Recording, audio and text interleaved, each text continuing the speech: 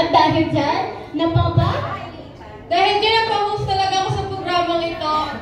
Ako po talaga ayoko po sa maraming tao kasi po nakaka-drain po. Ayoko po ng socialization. Pero ngayon po, ito na po ako nagsasalita po sa harap na maraming tao at nag-improve na yung makipag-socialize. Diba? Na-enhance talaga yung iyong pag... First time mo bang host? Opo. Very good. At least na nakatayo ka na sa harap nila. Siyempre ako din, parang nagulat din na meron din nagpasak. As in, pinasakit niya rin yung ulo ko. Lagi akong inaasay ni Sir ano ba yun? Sino ba yun? Lagi niya pinapasakit ang ulo ko. So, dahil dito, sa sakit ng ulo to, natuturuan niya ako kung paano yumaman. Sino ba nga to? At sakit pa ng ulo. Dahil dyan, yumayaman ako sa task. Parang napapansin ko this year, yayaman ako. Yayaman ako sa task. Anyway, dahil dito, dahil din sa ating speaker, ay makakaranas po tayo ng ultimate freedom. Diba? Basta may galaw. Hindi yung pwedeng nasa isip mo lang, pangarap mo lang, pero wala kang galaw. Ano mangyari sa'yo? Diba? Kaya, huwag na natin patagalin para ma-inspire po tayong lahat. Sino nga ba siya? Ayan, tawagin po natin si Sir Aris Castañeda. Bigyan po natin ang power clap. In 1, 2, 3, go!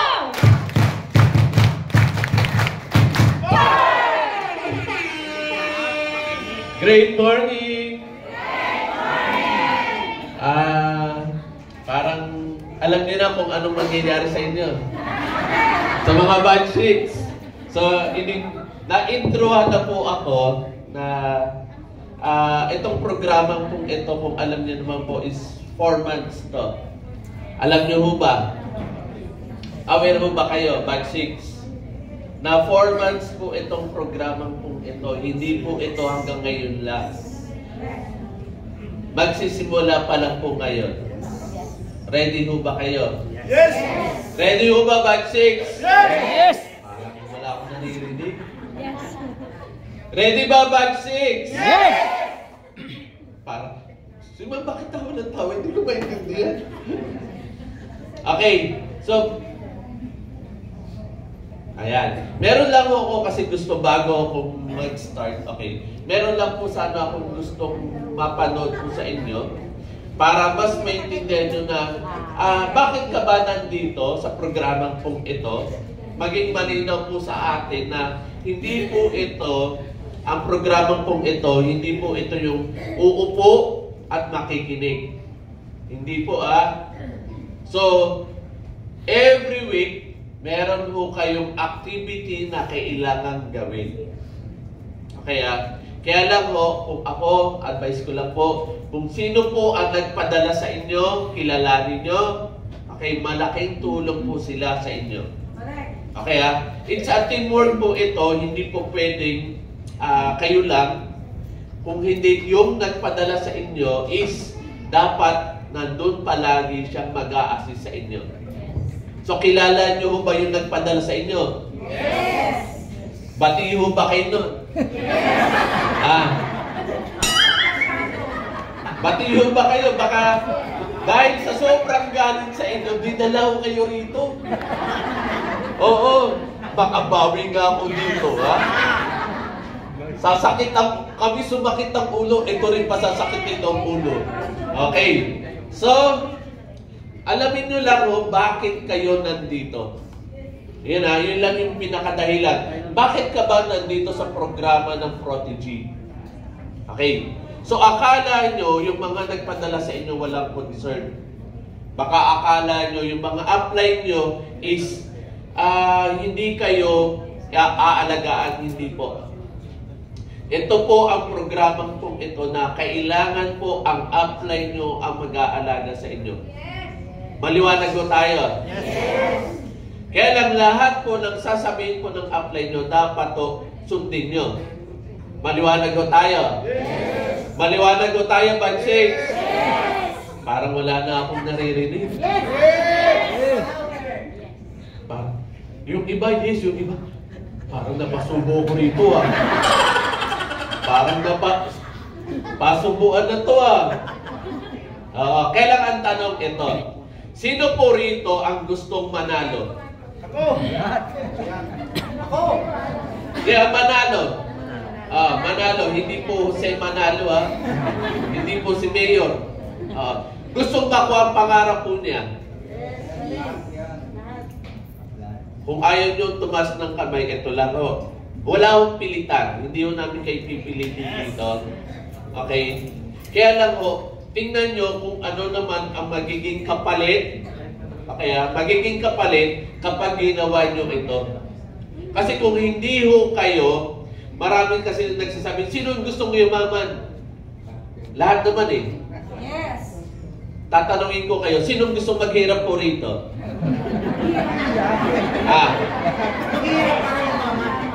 Ayan. Sino rito ang gustong mahirapan? Yung word kasi mahirapan. Ayan.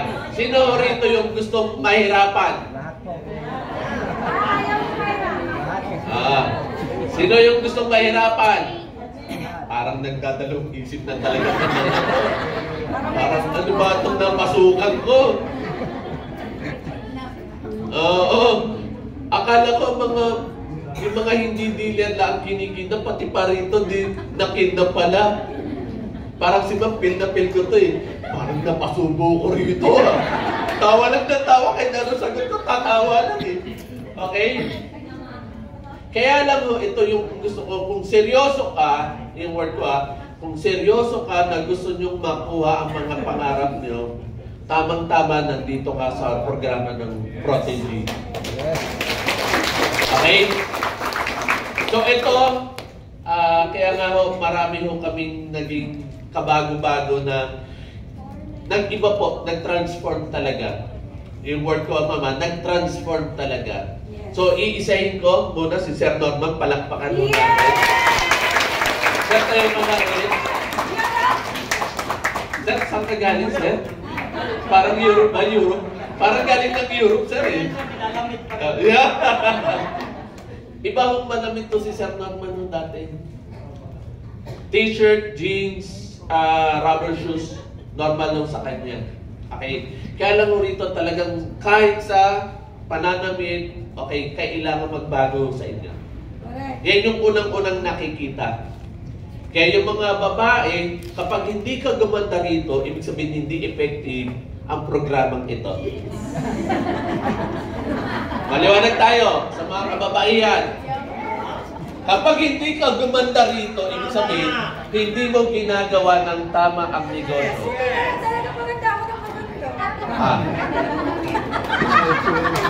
May tanong sa akin, paano yung maganda kung pumangit? Baka mas lalong hindi nyo ginawa ng tama ito. Kaya nga dapat, gumanda ka rito. Jeff can't afford to sit still, which he's not doing. Which one's got Jeff on there? So it's on the moments there. Okay na? Parang, okay naman? Okay. Ana, ready? Ready na? So bago ko po ulit magpatuloy, gusto ko lang muna kung panoorin niyo po ito. Okay, Okay. Sige, ma'am.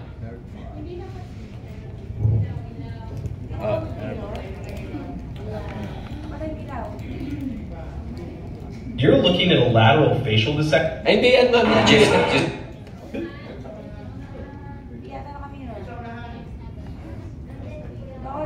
Yan. Mga 30 minutes pa ho tayo maghihintay. Yan. Sige, ma'am. Play mo na. Jeff can't afford to sit still, which he's not doing. Which one's got Jeff on there? So it's some good moments there. Now he's switched on. Managed. Look at that Indian Fox. Jeff is a very tenacious shot. Jeff, lovely shot. Here's Manny touches him. Nice move, and he backs up. He gets clipped. Yeah, but he's fine. Good shot. That cut up above his eye in the corner. They get on the inside. Then he got to right in the chin there. He wore well though. Nice combination. But, oh! Good one. That fell and down. Jeff, great battle. They need it. Very hot there. He's been doing the right. Nice uppercut on the inside. Yan. Akala nyo, tatapusin nyo yung boxing, ha? Yan. So, bakit ko yan pinanood sa inyo? Kaya, sino ho rito ulit ang gusto hong manalo ho? Okay kayo? Sigurado kayo? Kaya lang, ito lang ho ang gusto kong maintindihan nyo. Walang nanalo na hindi lumaban. Nakukuha? Kung gusto nyo talagang makuha mga pangarap nyo, kailangan nyo lumaban. At sa laban, aaminin ko walang madaling laban. Maliwanag tayo, batch 6. So ready ho ba kayo makipagbugbugan? Yes! Ready ba kayo makipagsapakan? Yes! Parang, tuwa kayo kapag bugbugan at sapakan, ha? Kaya lang ito ang totoong buhay. Ito yung gusto kong makita nyo na, ito yung totoong buhay na gusto nyo makuha ang pangarap nyo na hindi yan madali. Kailangan nyo talagang lumaban para sa, una, para sa pamilya nyo. Lalaban ba kayo para sa pamilya nyo? Kapag pinag-usapan ba natin ng pamilya mo, hanggang saan ang kaya mong ibigay?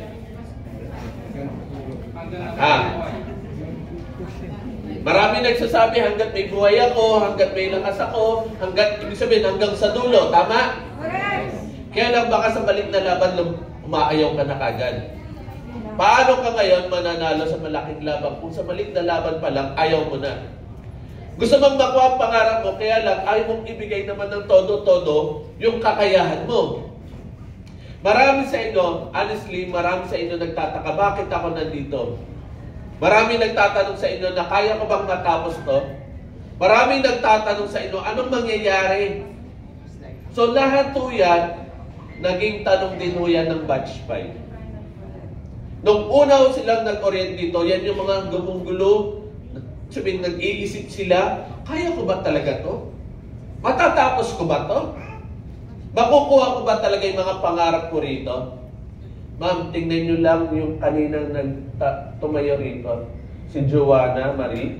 Yes. Grabe ito, sabi ko. Honestly, nung kinausap ako ng nanay niya si Mama Marvie, sabi niya, Sir, pwede bang sumali si Joanna Marie sa Pro TV? Asaling kit-kit. Talagang yun yung word, Sabihin talagang, alam nyo, kahit ako, honestly, kahit po ako,